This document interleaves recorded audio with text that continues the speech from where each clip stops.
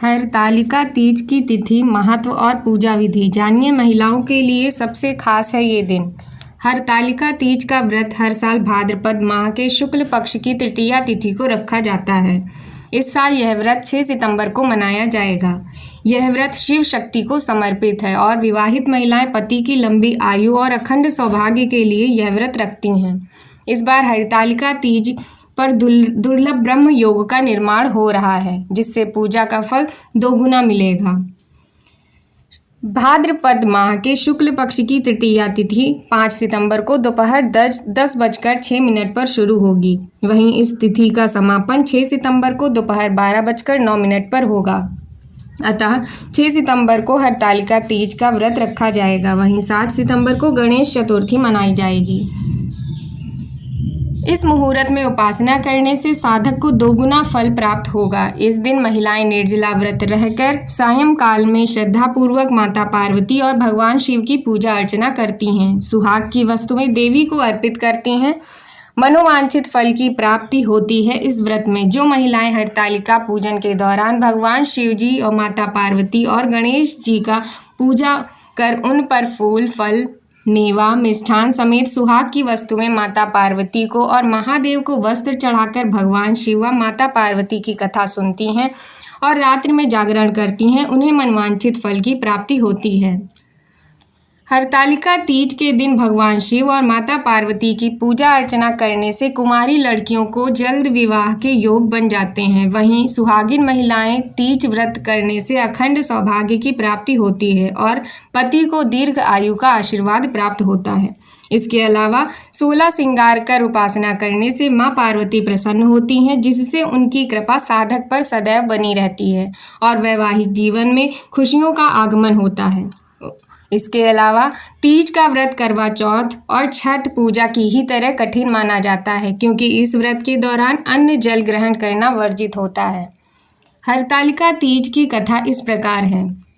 जिनके दिव्य केशों पर आँख के फूलों की शोभ माला शोभनीय है और जिन भगवान शंकर के मस्तक पर चंद्र और गले में मुंडों की माला पड़ी हुई है, जो माता पार्वती दिव्य वस्त्रों से तथा भगवान शंकर दिगंबर वेश धारण किए हैं, उन दोनों भवानी शंकर को मैं नमस्कार करती हूँ। कैलाश पर्वत के सुंदर शिखर पर माता पार्वती जी ने महादेव जी से पूछा, हे महेश्वर, मुझसे आप वह गुप्त से गुप्त बातें बताइए जो सभी के लिए सरल और महान फल देने वाली हों। हे नाथ, यदि आप मुझसे प्रसन्न हैं तो आप मुझे दर्शन दें। हे जगतनाथ, आप आदि, मध्य और अंत रहित हैं। आपकी माया का कोई पार नहीं है। आपको मैंने किस भांति प्राप्त किया है? कौन से व्रत, तप या दान के पुण्य फल से आप मुझको वर के रूप में मिले हैं? महादेव जी बोले, हे देवी, मैं आपके सामने उस व्रत के बारे में कहता हूँ जो परम गुप्त है। जैसे तारागणों में चंद्रमा और ग्रहों में सूर्य, वर्णों में ब्राह्मण, देवताओं में गंगा, पुराणों में महाभारत, वेदों में साम और इंद्रियों में मन श्रेष्ठ है, वैसे ही पुराण और वेद सब में इसका वर्णन आया है, जिसके प्रभाव से तुमको मेरा आधा आसन प्राप्त हुआ है। हे प्रिय, उसी का मैं तुमसे वर्णन करता हूँ। सुनो, भाद्रपद मास के शुक्ल पक्ष की हस्त नक्षत्र के दिन इस व्रत का अनुष्ठान मात्र करने से सभी के पापों का नाश हो जाता है। तुमने पहले हिमालय पर्वत पर इसी महान व्रत को किया था, जो मैं तुम्हें सुनाता हूँ। पार्वती जी बोली, हे प्रभु, इस व्रत को मैंने किस लिए किया था, यह मुझे सुनने की इच्छा है, सो कृपा करके कहें। शंकर जी बोले, आर्यव्रत में हिमालय नामक एक महान पर्वत है। वहाँ अनेक प्रकार की भूमि अनेक प्रकार के वृक्षों से सुशोभित है, जो सदैव बर्फ से ढका हुआ एवं गंगा की कलकल ध्वनि से शब्दायमान रहता है। हे पार्वती जी, तुमने बाल्यकाल में उसी स्थान पर परम तप किया था और 12 वर्ष तक के महीने में जल में रहकर तथा बैसाख मास में अग्नि में प्रवेश करके तप किया। सावन के महीने में बाहर खुले में निवास कर अन्न त्याग कर तप करती रही। तुम्हारे उस कष्ट को देखकर तुम्हारे पिता को बड़ी चिंता हुई। चिंता में वह सोचने लगे कि मैं इस कन्या का विवाह किससे करूं।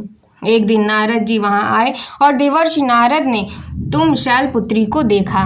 तुम्हारे पिताजी हिमालय के देवर्षि को अर्घ्य पाद्य आसन देकर सम्मान सहित बैठाया। और कहा, हे मुनीश्वर, आपने यहाँ तक आने का कष्ट कैसे किया? कहें, क्या आज्ञा है? नारद जी बोले, हे गिरिराज, मैं विष्णु भगवान का भेजा हुआ यहाँ आया हूँ। तो मेरी बात सुनो। आप अपनी कन्या को उत्तम वर को दान दें। ब्रह्मा, इंद्र, शिव आदि देवताओं में विष्णु भगवान के समान कोई भी उत्तम नहीं है। इसलिए मेरे मत से आप अपनी कन्या का दान भगवान विष्णु को ही दें।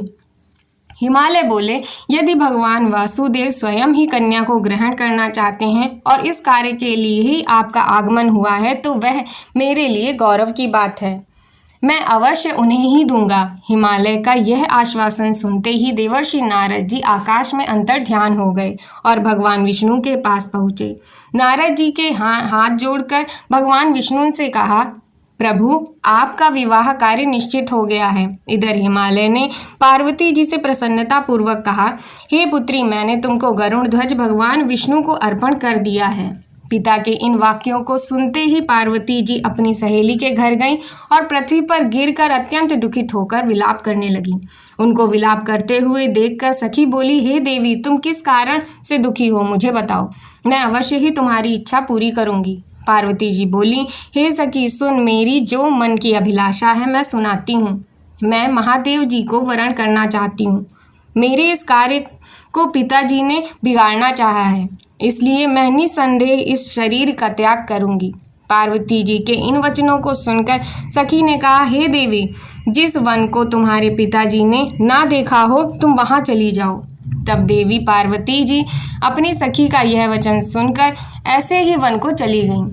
पिता हिमालय ने तुमको घर पर ना पाकर सोचा कि मेरी पुत्री को कोई देव, दानव अथवा किन्नर हरण कर ले गया है।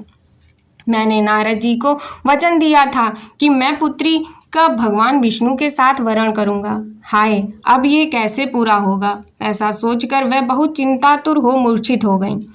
तब सब लोग हाहाकार करते हुए दौड़े और मूर्छा दूर होने पर गिरिराज से बोले कि हमें आप अपनी मूर्छा का कारण बताओ। हिमालय बोले, मेरे दुख का कारण यह है कि मेरी रत्न रूपी कन्या को कोई हरण करके ले गया है, या सर्प ने काट लिया, या किसी सिंह ने मार डाला। वह ना जाने कहाँ चली गई और उसे किसी राक्षस ने मार डाला है। इस प्रकार कहकर गिरिराज दुखित होकर ऐसे कांपने लगे जैसे तीव्र वायु के चलने पर कोई वृक्ष कांपता हो। तत्पश्चात, हे पार्वती, तुम्हें गिरिराज साथियों सहित घने जंगल में ढूंढने निकले। तुम भी सखी के साथ भयानक जंगल में घूमती हुई वन में एक नदी के तट पर एक गुफा में पहुंची। उस गुफा में तुम अपनी सखी के साथ प्रवेश कर गई, जहां तुम अन्न जल का त्याग करके बालू का लिंग बनाकर मेरी आराधना करती रही।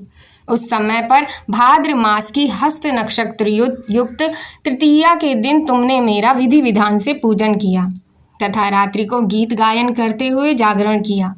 तुम्हारे उस महाव्रत के प्रभाव से मेरा आसन डोलने लगा। मैं उसी स्थान पर आ गया जहां तुम और तुम्हारी सखी दोनों थीं।